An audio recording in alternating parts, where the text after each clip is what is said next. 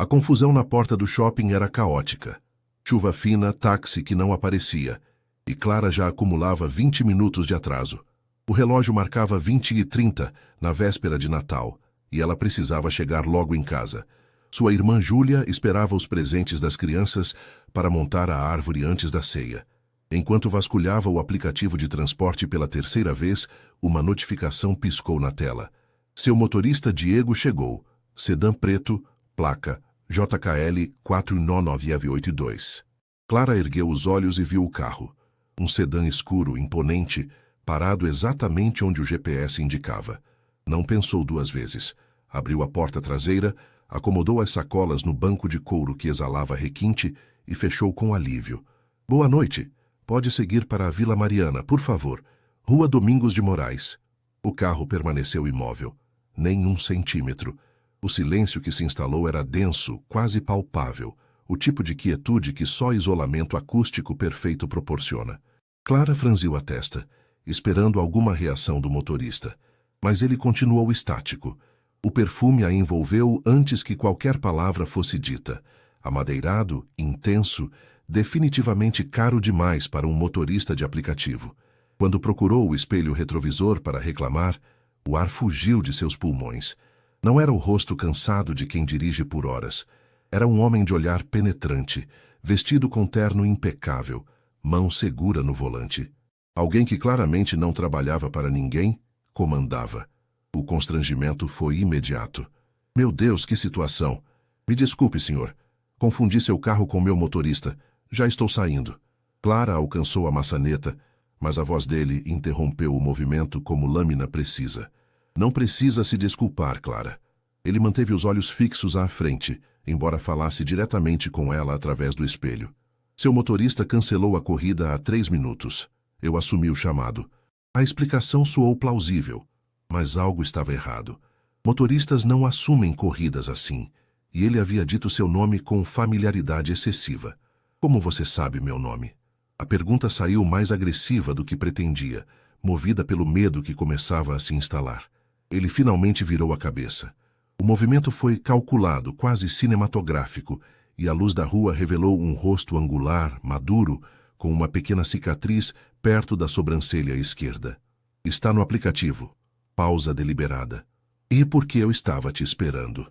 O estômago de Clara despencou. Aquilo não era coincidência, era armadilha. Puxou a maçaneta freneticamente, mas a trava de segurança já estava acionada. Meu nome é Léo Castelo. A voz permaneceu baixa, quase gentil, o que tornava tudo mais perturbador. E você acabou de entrar no único carro que poderia mudar sua vida completamente. O motor roncou.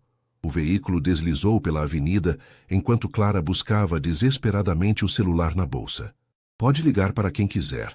Ele continuou tranquilo. Mas antes que faça isso, precisa saber. Não estou aqui para machucá-la. Estou aqui por algo que você escondeu de mim durante 4 anos e meio. Clara congelou, o celular a meio caminho entre a bolsa e as mãos. 4 anos e meio. A especificidade temporal não era aleatória. Ele sabia exatamente o que buscava. O que você quer? Conseguiu articular, tentando soar firme, embora a voz tremesse. Respostas. O carro acelerou, deixando o caos natalino para trás. E o filho que você levou embora sem me dar a chance de ser pai. Clara apertou o celular entre os dedos, o polegar pairando sobre o botão de emergência. Contudo, algo na postura de Léo, mais resignação que ameaça, a fez hesitar. Não sei do que está falando, murmurou, sabendo perfeitamente que a mentira não convenceria ninguém. Clara Souza, 30 anos. Trabalha como assistente administrativa na Ferrazem Associados. Léo manteve o tom neutro, quase clínico. Mora sozinha desde que saiu da casa da irmã há 2 anos.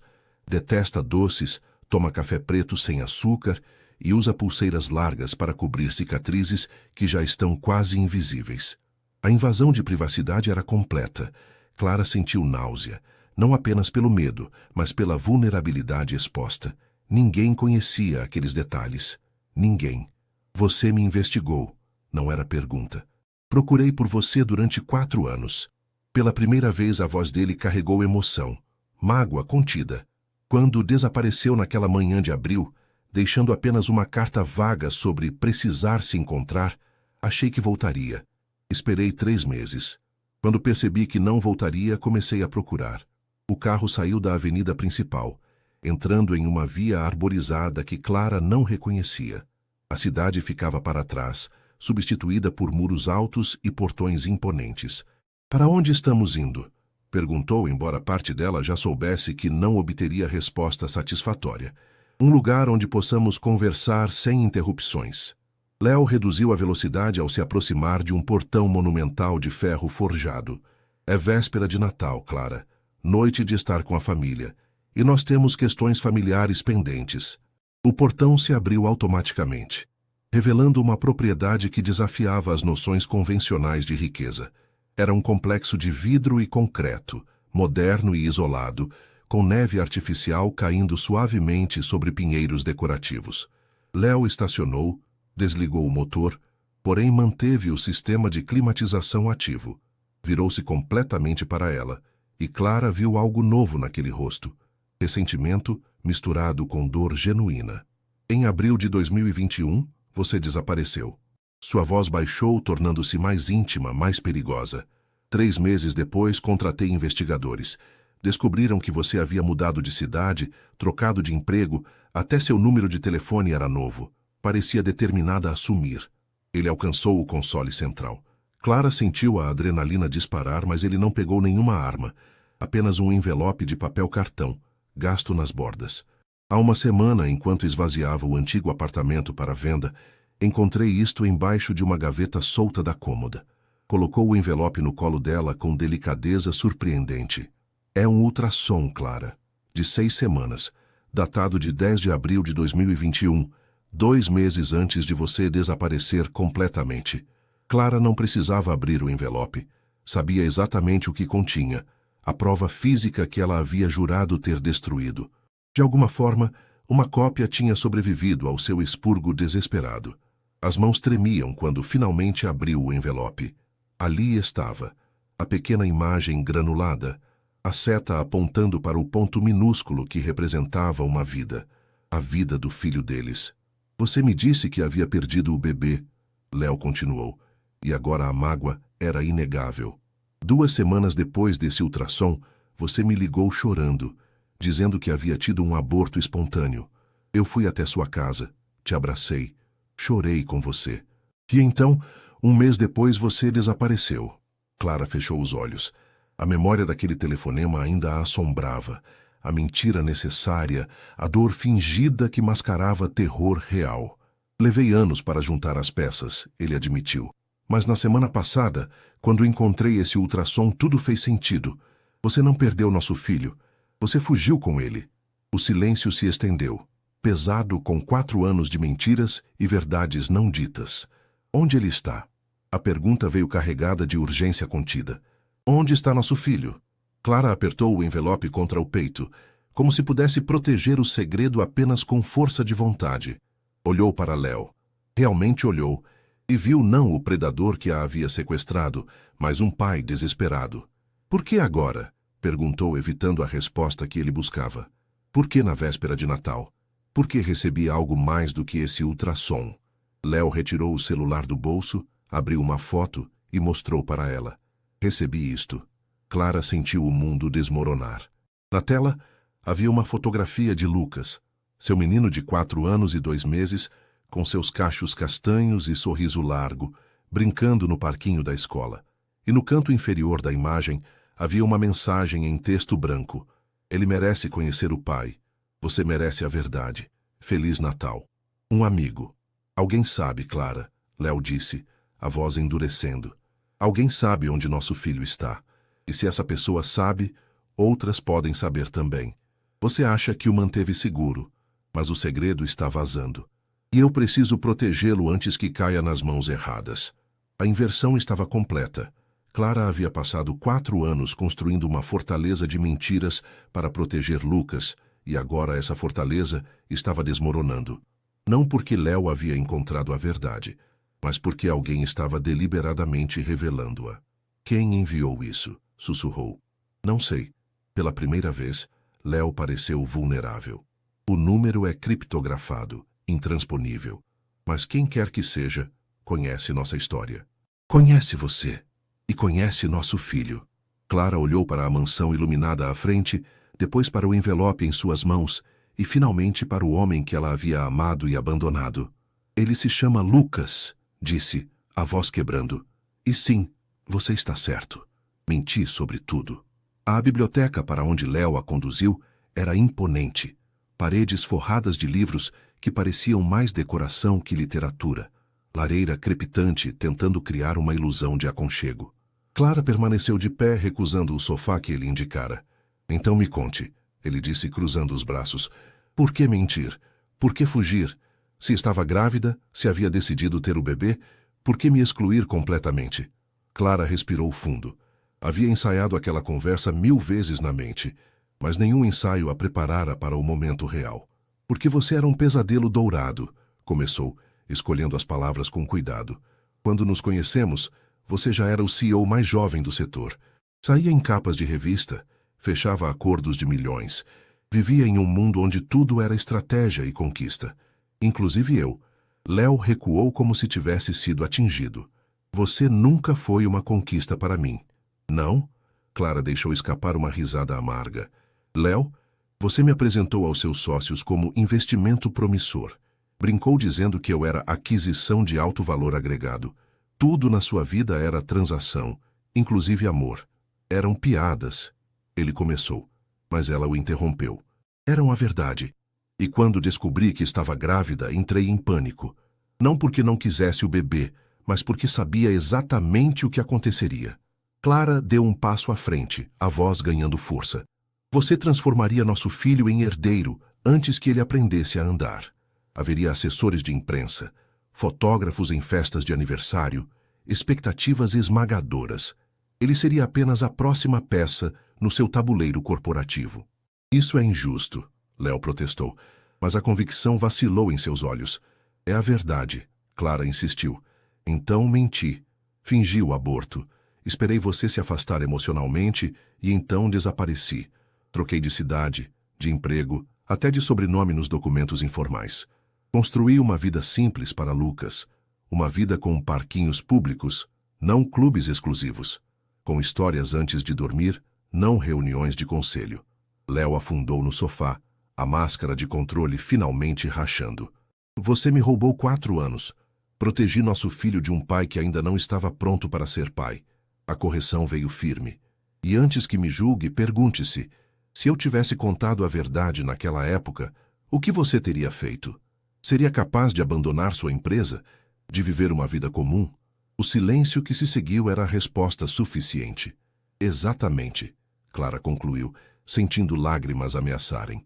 Você teria feito de Lucas um projeto, e eu não podia permitir isso. Léo passou as mãos pelo rosto, o cansaço emocional finalmente transparecendo. Quando falou novamente, a voz estava diferente, mais baixa, despida de autoridade. Você está certa. A admissão custou visivelmente. Naquela época, eu teria transformado tudo em espetáculo.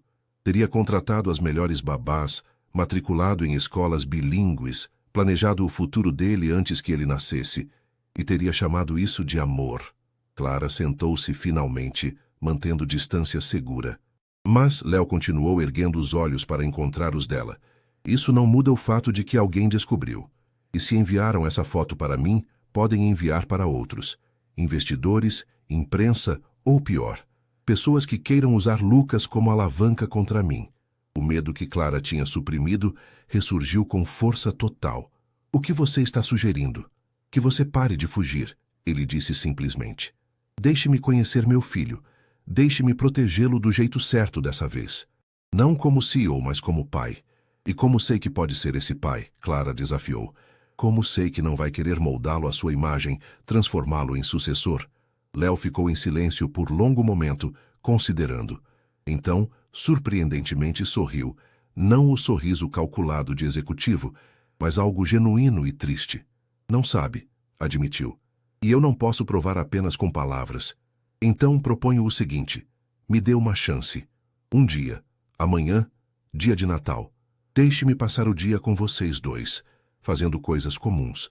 Se ao final você ainda achar que sou uma ameaça, desapareço da vida de vocês e banco toda a proteção de segurança necessária sem nunca interferir. Clara o estudou, procurando sinais de manipulação, mas encontrou apenas vulnerabilidade crua. E se eu recusar? Então vou respeitar, Léo respondeu. Mas o perigo continua. Alguém lá fora sabe demais. E eu prefiro enfrentar essa ameaça ao lado de vocês do que assistir de longe enquanto algo acontece. A lógica era inegável, embora aterrorizante. Clara pegou o celular, abriu a galeria de fotos e mostrou para ele dezenas de imagens de Lucas. No primeiro dia de escola, soprando velhinhas, aprendendo a andar de bicicleta. Ele é minha vida inteira, disse, a voz embargada. Se você machucá-lo de qualquer forma, ele é meu filho também, Léo interrompeu suavemente. E prometo que vou merecer essa verdade, ou vou passar o resto da vida tentando. Clara assentiu lentamente, selando um acordo que mudaria tudo. Amanhã, 9 horas. Estação da Luz. Estabeleceu as condições.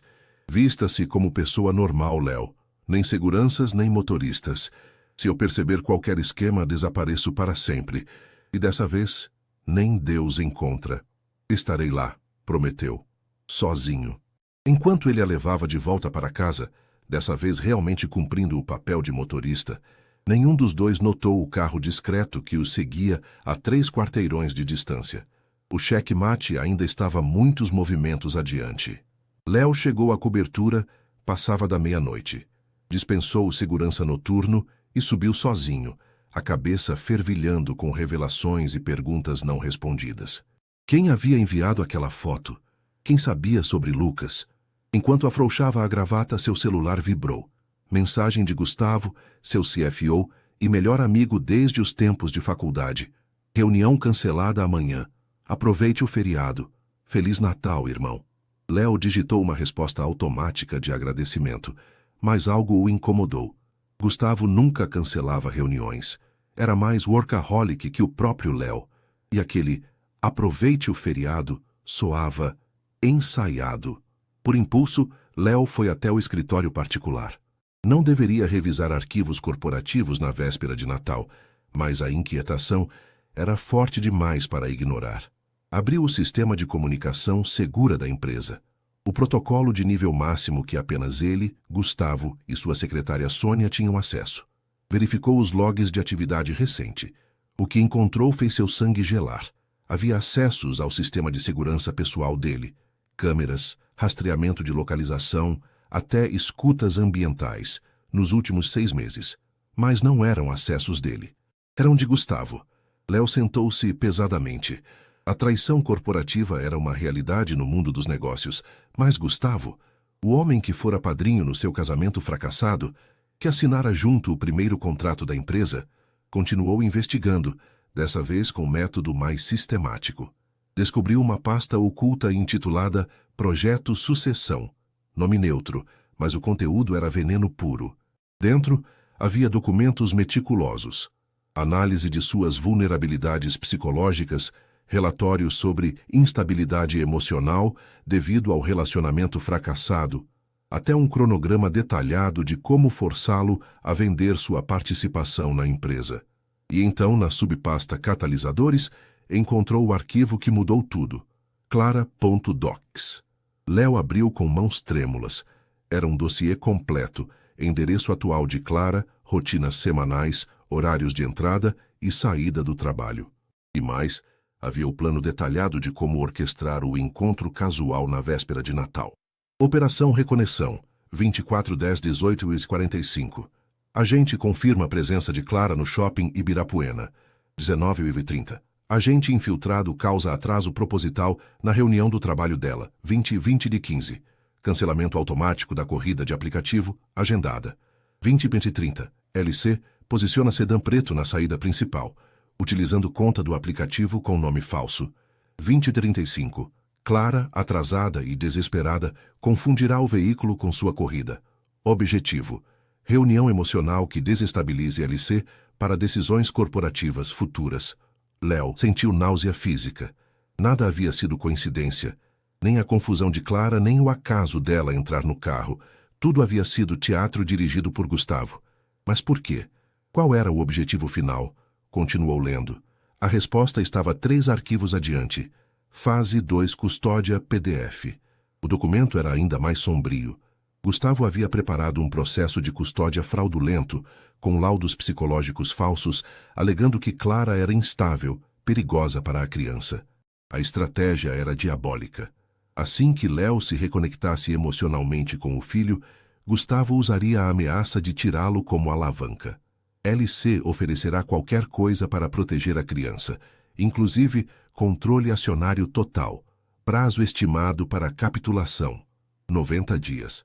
Léo afastou-se do computador, respirando com dificuldade. Gustavo não queria apenas a empresa. Queria destruir sua vida pessoal no processo. E estava usando Lucas, uma criança inocente, como arma. O relógio marcava 02:17. Em menos de 7 horas, ele se encontraria com Clara e Lucas. Mas agora sabia que esse encontro era parte de uma conspiração maior. A questão era: o que fazer com essa informação? Se contasse a Clara, ela entraria em pânico e desapareceria novamente. Exatamente o que Gustavo queria, pois assim ele manteria Léo emocionalmente vulnerável. Se confrontasse Gustavo diretamente, o CFO poderia acelerar o plano e iniciar o processo de custódia imediatamente. Léo precisava de uma terceira opção. Algo que protegesse Clara e Lucas, mas que também neutralizasse Gustavo de forma definitiva. Passou as próximas 3 horas elaborando um plano. Não seria rápido nem limpo, mas seria eficaz. E começaria amanhã, durante aquele dia comum que prometera viver. Copiou todos os arquivos incriminatórios para um drive criptografado. Depois, com precisão cirúrgica, alterou os logs de acesso do sistema para parecer que Gustavo havia tentado invadir contas de outros membros do conselho, algo que desencadearia automaticamente uma auditoria de segurança. Finalmente, deletou a pasta Fase 2 Custódia do servidor de Gustavo, mas manteve cópia. Sem aqueles documentos, Gustavo não poderia iniciar o processo legal, mas também não saberia que haviam sido descobertos. Desarmado e sob investigação, sem saber que estava sendo neutralizado. Quando o sol começou a raiar, Léo tomou banho e vestiu as roupas mais simples que possuía. Jeans desbotado, camiseta lisa, tênis surrado. Olhou-se no espelho e viu não o CEO que comandava impérios, mas um homem assustado prestes a conhecer o filho pela primeira vez. Guardou o drive criptografado no bolso. Sua garantia de proteção. Às 08h50, estava a 2 quadras da Estação da Luz, observando. Queria garantir que Clara viesse sozinha, que nenhum agente de Gustavo estivesse monitorando. Viu apenas pessoas comuns apressadas, vendedores ambulantes, turistas perdidos. Nenhuma vigilância aparente. Então, às 09h em ponto, viu Clara, linda na simplicidade de um vestido florido, caminhando de mãos dadas com uma criança. Lucas, seu filho. O impacto foi físico, um soco no peito que tirou todo o ar. O menino tinha seus olhos, seu sorriso, até o jeito de inclinar a cabeça quando curioso. Era como ver uma versão miniaturizada de si mesmo. Léo aproximou-se devagar, as pernas trêmulas. Quando Clara o viu, sorriu. Um sorriso nervoso, mas genuíno. Léo, ela disse suavemente. Este é Lucas. Léo ajoelhou-se para ficar na altura da criança. Pela primeira vez em anos não havia reunião na agenda. Ações para monitorar ou império para defender. Era apenas um homem olhando para seu filho. Oi, campeão, conseguiu dizer, a voz rouca. Lucas o examinou com curiosidade infantil. Você tem barba igual meu urso de pelúcia. A observação inocente arrancou uma risada genuína de Léo. A primeira em muito tempo. É mesmo? Como ele se chama? Senhor Bigode. Lucas falou com toda seriedade, o que tornava ainda mais adorável. Clara observava a interação com olhos marejados, mas também com vigilância protetora. Estava avaliando cada movimento, cada palavra. Que tal tomarmos um café? Léo sugeriu, mantendo o tom leve. Conheço uma padaria aqui perto que faz o melhor pão de queijo da cidade. Eu amo pão de queijo, Lucas praticamente gritou, pulando. Foi então que Léo viu. Discreto, a meio quarteirão de distância, um homem de terno escuro falava ao telefone enquanto observava na direção deles. Não era policial. Policiais não usavam relógios de R$ 5.000. Era segurança particular. De Gustavo. O plano estava em movimento e Gustavo estava documentando tudo. Léo pegou Lucas no colo. Parte carinho, parte proteção, e sussurrou para Clara enquanto caminhavam. Estamos sendo observados. Haja naturalmente, mas precisamos sair da área aberta. Clara ficou tensa, mas manteve o sorriso para Lucas. Para onde? Confia em mim, Léo pediu. Por favor. Entraram na padaria lotada, onde seria impossível ouvir conversas específicas no burburinho. Enquanto Lucas se distraía escolhendo doces no balcão, Léo explicou rapidamente. Descobri quem enviou aquela foto. Foi meu CFO, Gustavo. Ele orquestrou nosso encontro como parte de um plano para me desestabilizar e tomar a empresa. E pior, ele preparou documentos falsos para abrir processo de custódia contra você, usando Lucas como alavanca.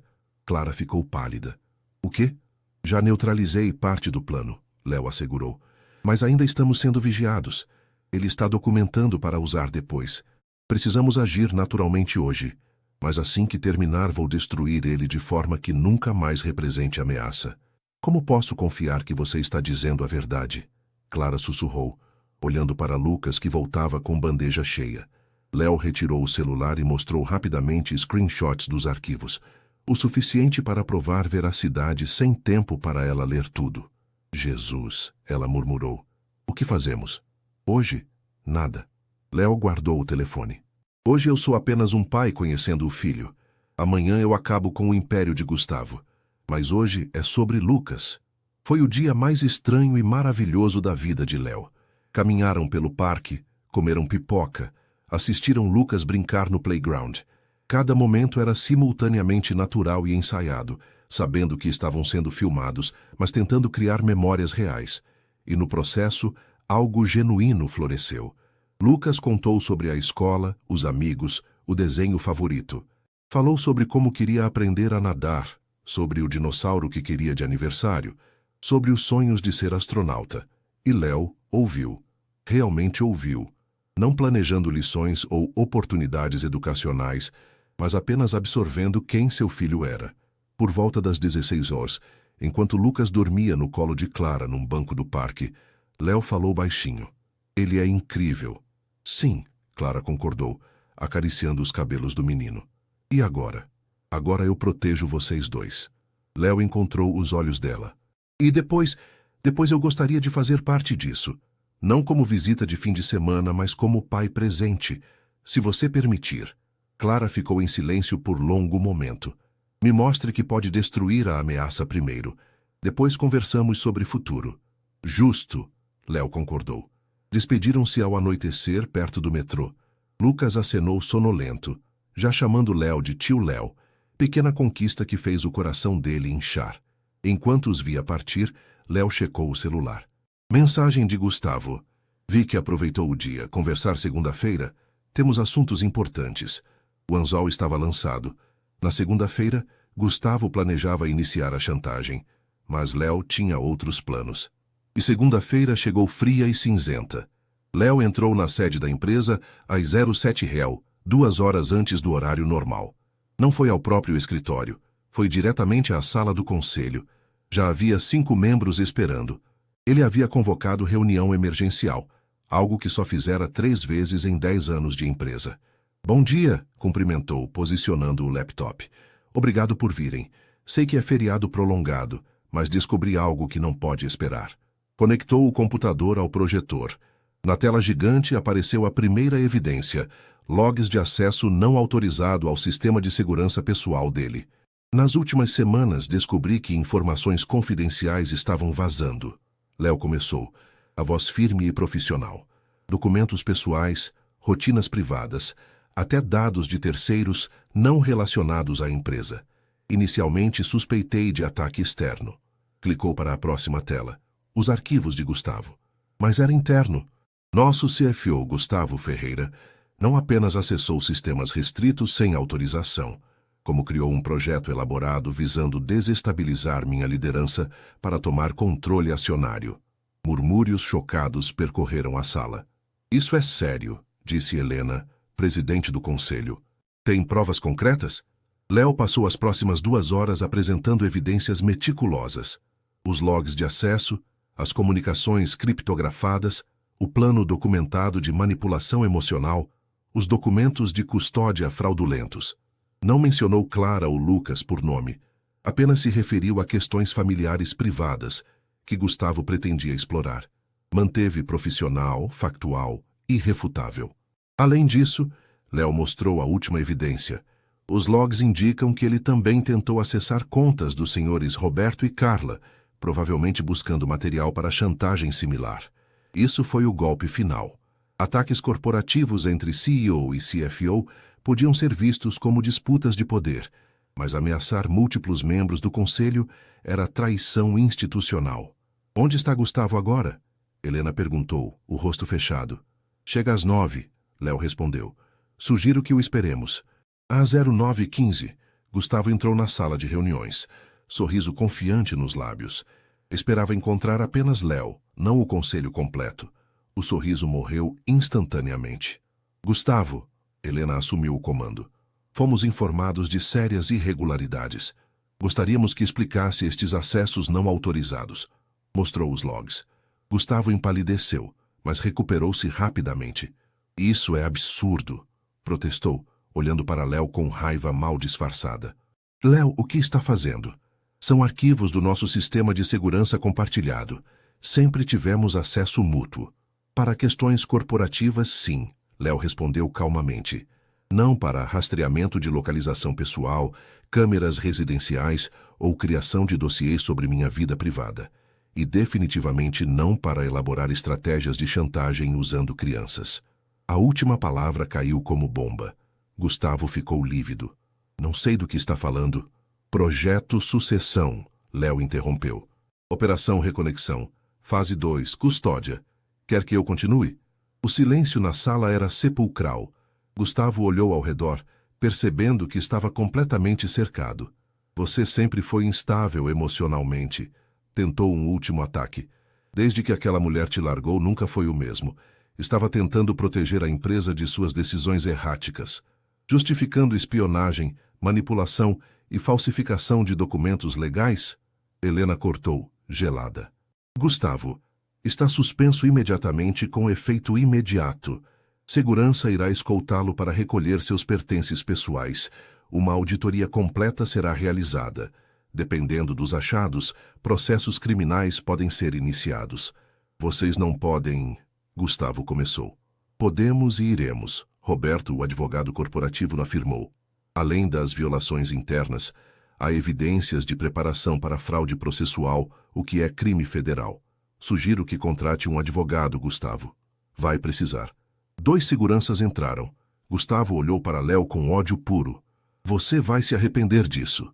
Não, Léo respondeu simplesmente. Mas você vai. Enquanto Gustavo era escoltado para fora, Helena virou-se para Léo. Você agiu corretamente ao trazer isso a nós, mas preciso perguntar. Há mais envolvidos nesta situação pessoal? Alguém mais em risco? Léo considerou cuidadosamente a resposta. Havia.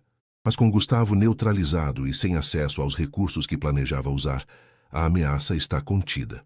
Bem, Helena acenou. Então sugiro que tire alguns dias de folga. Nomeie um CFO interino, mas você pessoalmente precisa de distância disso. Arrume sua vida pessoal. A empresa estará aqui quando voltar. Era tanto ordem quanto permissão. Léo assentiu. Obrigado. Saiu da reunião sentindo o peso enorme sendo retirado dos ombros. Gustavo estava destruído profissionalmente. Enfrentaria processos legais e nunca mais teria recursos ou credibilidade para ameaçar Clara ou Lucas. Mas Léo sabia que o trabalho estava apenas começando. Tinha neutralizado a ameaça, mas ainda precisava conquistar o direito de ser pai. Enviou mensagem para Clara. Está resolvido. Posso explicar pessoalmente? Quando você estiver pronta. A resposta veio 20 minutos depois. Hoje à noite, 20 horas, meu apartamento. Lucas já vai estar dormindo. Cecil Mason Matheus, Otis Léo, chegou pontualmente às 20 horas, carregando uma sacola de comida tailandesa. Ele lembrava que era o favorito de Clara. Ela abriu a porta vestindo roupas confortáveis, o rosto cansado, mas bonito na simplicidade. Entre. O apartamento minúsculo cheirava a lavanda e bolo. Lucas dormia no quarto com a porta entreaberta, a respiração suave e audível no silêncio. Trouxe jantar. Léo ofereceu. Não sabia se já tinha comido. Não comi. Clara aceitou a sacola. Obrigada. Comeram em silêncio por alguns minutos. Atenção palpável, mas não hostil. Então? Clara finalmente perguntou. Gustavo? Suspenso, sob investigação. E provavelmente enfrentará acusações criminais, Léo relatou. Todos os documentos que ele preparou foram deletados e ele não tem mais acesso aos sistemas. Não pode mais ameaçar você ou Lucas. Clara soltou um suspiro longo e trenhulo. E a empresa? Você? A empresa sobreviverá. E eu? Léo pausou, escolhendo as palavras. Eu passei os últimos 3 dias pensando muito sobre o que você disse naquela biblioteca, sobre quem eu era e quem quero ser. E você estava completamente certa. A admissão custou, mas era necessária. Eu transformava tudo em transação, inclusive relacionamentos. Tratava pessoas como ativos. E teria feito o mesmo com Lucas se você não tivesse fugido. Clara não disse nada, apenas escutou. Mas conhecer Lucas mudou algo fundamental em mim. Léo continuou. Quando o vi no parque, rindo por causa de pombas, empolgado com pão de queijo, percebi que ele não precisa de CEO bilionário. Ele precisa de pai presente. Bonitas palavras, Clara disse cuidadosamente. Mas como sei que não são apenas palavras? Não sabe. Léo encontrou os olhos dela. E eu não posso provar apenas falando. Então proponho o seguinte. Quero estar na vida de Lucas. Não como patrão ou visitante de fim de semana, mas como pai de verdade. Presente, ativo, envolvido. Mas nos termos de você. Que termos? Você estabelece as regras. Frequência de visitas, atividades permitidas, o que posso ou não fazer. E eu me submeto completamente até provar que sou confiável. Sem advogados, sem tribunais, sem forçar nada. Apenas ganhar o direito através de consistência e presença. Clara estudou o rosto dele, procurando sinais de manipulação. Por quanto tempo? Quanto for necessário. 6 meses? 1 ano? Você decide quando estou pronto para mais. E se eu decidir que nunca está pronto? Então eu aceito, mas vou continuar tentando. Léo se inclinou para a frente. Clara, não estou pedindo que confie em mim agora.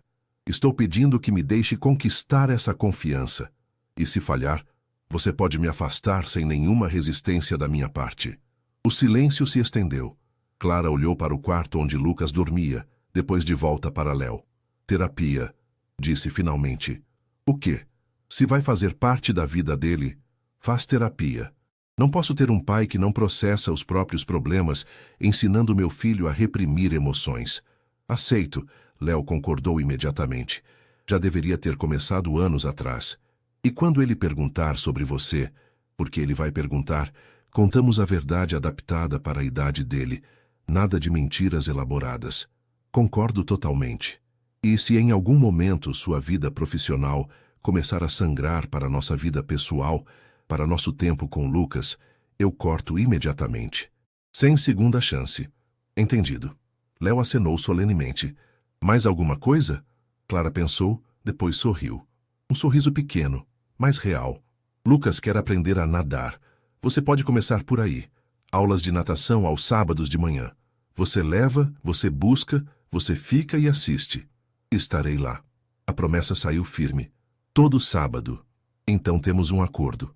Clara estendeu a mão formalmente, o que arrancou uma risada dele. Apertaram as mãos, selando algo que parecia mais pacto de paz que acordo parental. Posso te fazer uma pergunta? Léo pediu. Pode. Você ainda me odeia? Pelo que fui? Pelas escolhas que te forçaram a fugir? Clara considerou honestamente. Não. Acho que nunca odiei, apenas tinha pavor do que você representava. Mas agora só quero que seja bom pai para Lucas. O resto, a gente descobre no caminho. Era tudo que Léo poderia esperar razoavelmente.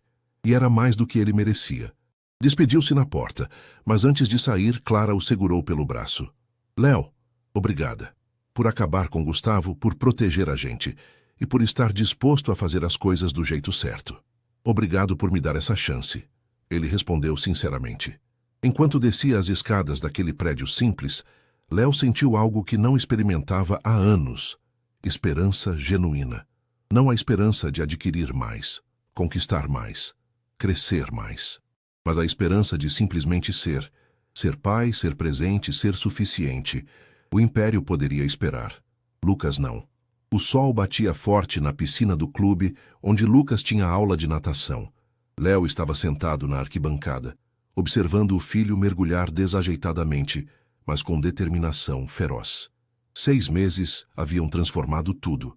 Léo tinha mantido cada promessa.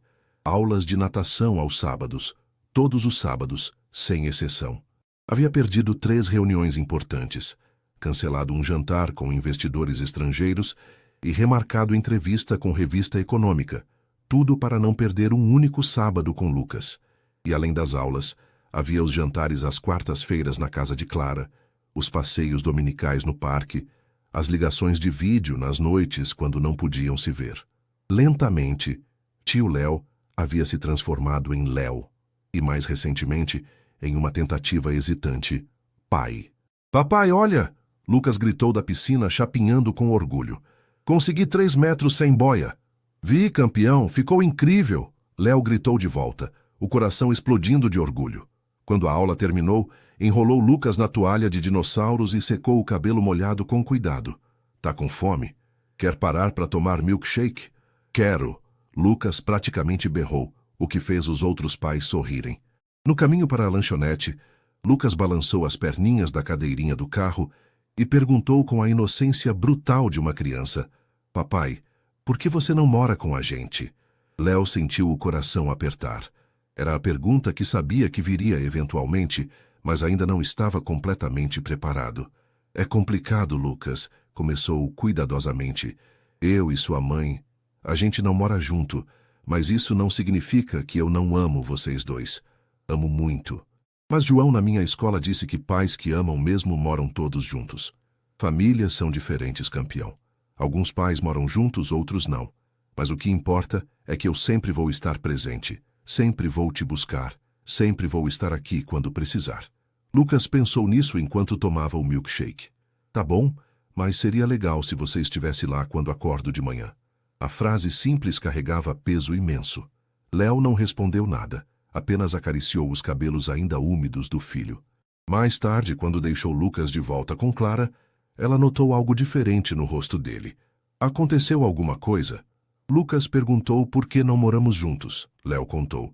Disse que seria legal se eu estivesse lá quando ele acorda. Clara suspirou. Sim, ele tem feito essas perguntas, é natural. Clara. Léo começou, depois hesitou. Eu sei que ainda estamos no período de prova, que você ainda está me avaliando. Mas preciso dizer, esses 6 meses foram os melhores da minha vida. Para mim também, Clara admitiu suavemente. Você tem sido pai exemplar, presente, consistente, envolvido. Lucas te adora. Então, Léo respirou fundo, reunindo coragem. O que vem depois?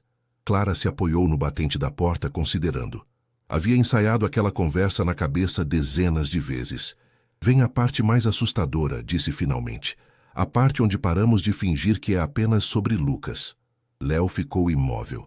O que quer dizer? Quero dizer que 6 meses me deram tempo para te ver não apenas como pai do meu filho, mas como Léo. E eu gosto do homem que você se tornou. Ou talvez do homem que sempre foi, mas estava enterrado sob tanto concreto corporativo que não conseguia respirar. O coração de Léo acelerou. Clara, não estou dizendo que devemos voltar a namorar, ela interrompeu rapidamente. Nem que vamos morar juntos amanhã. Mas estou dizendo que talvez, eventualmente, possamos considerar mais. Quando for certo. Quando Lucas estiver pronto. Quando nós dois estivermos prontos. Léo deu um passo à frente, parando a poucos centímetros dela. Eu estaria pronto agora, mas vou esperar quanto você precisar. Mais 3 meses, Clara decidiu. Vamos ver como o relacionamento evolui naturalmente. E se ainda fizer sentido no final, conversamos sobre o próximo passo. 3 meses. Léo repetiu sorrindo. Posso fazer isso. Bem, Clara devolveu o sorriso. Agora vá. Lucas tem escola cedo amanhã. E você tem essa reunião absurdamente importante que tem mencionado. Não mais importante que isto, Léo disse sinceramente. Mas ele foi embora, levando consigo a esperança de que talvez, eventualmente, aquela porta se abriria não apenas para visitas, mas para ficar. Os próximos 3 meses passaram em velocidade estranha, rápidos demais e lentos simultaneamente. Léo continuou com aulas de natação, jantares, passeios, mas agora havia algo diferente. Ele e Clara começaram a conversar mais, não apenas sobre Lucas, mas sobre tudo. Filmes, livros, política, sonhos. Havia jantares depois que Lucas dormia, onde dividiam vinho e histórias. Havia mensagens tolas durante o dia, memes estúpidos e piadas internas. E havia os momentos, como quando Lucas teve febre alta e Léo passou a noite inteira no apartamento minúsculo, ajudando Clara a fazer compressa, ou quando Clara teve uma crise de pânico sobre pagamento de boletos e Léo simplesmente ouviu, sem oferecer dinheiro, apenas apoio emocional. A terapia estava ajudando. Léo tinha finalmente começado a processar anos de obsessão por controle, entendendo de onde vinha aquela necessidade e como canalizá-la de forma saudável. E Clara, por sua vez, trabalhava seus próprios traumas. O medo de abandono, a tendência a fugir quando assustada, a necessidade de controle total que, ironicamente, espelhava o que criticava em Léo. Eram 2 adultos feridos aprendendo a ser inteiros. Juntos. No final dos 3 meses, Léo levou Clara e Lucas para um fim de semana no litoral. Não resort luxuoso, mas pousada simples com vista para o mar. Lucas construiu castelos de areia enquanto seus pais caminhavam pela praia. Então, Léo finalmente perguntou: acabaram os 3 meses? Acabaram, Clara confirmou observando Lucas brincar. E eu estou completamente apaixonado por você. A confissão saiu simples, honesta. Não como era antes, quando você era troféu ou conquista, mas como a mulher que me mostrou que eu não era a versão de mim mesmo que fingia ser, como a mãe incrível do meu filho, como alguém que quero ao meu lado todos os dias. Clara parou de caminhar. Virou-se para encará-lo, os olhos brilhando com lágrimas que ela não permitia cair. Eu também te amo, admitiu. E isso me apavora, porque já perdi você uma vez e não sei se sobreviveria a perder novamente. Não vai perder. Léo segurou as mãos dela. Porque eu não sou mais aquele homem, e você não é mais aquela mulher assustada. Nós somos diferentes, melhores. Então, o que sugere? Me mudo para um apartamento perto de vocês, Léo propôs. Não moramos juntos ainda. É cedo demais para Lucas processar isso. Mas eu estou perto, presente, disponível, e continuamos construindo isso devagar, do jeito certo. Clara considerou, depois acenou. Tem um apartamento vago no meu prédio, 2 andares acima. Perfeito. Selaram o acordo com um beijo, o primeiro em quase 5 anos. Era suave, hesitante, mas carregado de promessa. Mamãe, papai, venham ver! Lucas gritava, apontando para algo na água. Eles correram de mãos dadas, rindo como adolescentes. O castelo de areia que Lucas construiu era torto, instável, mas lindo, assim como a família que eles estavam reconstruindo. 2 anos depois, a mudança para o apartamento do prédio de Clara foi tranquila. Léo manteve o espaço deliberadamente simples. Não queria intimidar Lucas com luxo excessivo. Era um lar, não showroom. Os jantares se tornaram diários. Léo subia para o apartamento de Clara, ou ela descia para o dele. Lucas transitava livremente entre os dois, deixando brinquedos espalhados em ambos os lugares. Após 1 ano morando no mesmo prédio, Clara propôs algo radical. E se vendêssemos os 2 apartamentos e comprássemos uma casa para todos nós? Léo estava preparando café quando ela disse isso. Quase derrubou a xícara. Você tem certeza? Lucas tem 6 anos agora. Ele entende que somos uma família, apenas estruturada diferente. E honestamente, eu adoraria acordar com você todas as manhãs. 3 meses depois estavam se mudando para uma casa modesta na Zona Sul. 3 quartos, jardim pequeno, nada ostentoso, mas perfeita.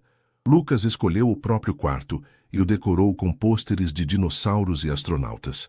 Havia espaço para bicicleta, para cachorro, que adotaram 2 meses depois, para a vida real. Léo reduziu drasticamente sua carga de trabalho. Promoveu uma CEO operacional excelente e manteve apenas posição de chairman do conselho, presente para decisões estratégicas, mas não operação diária. Isso lhe dava tempo.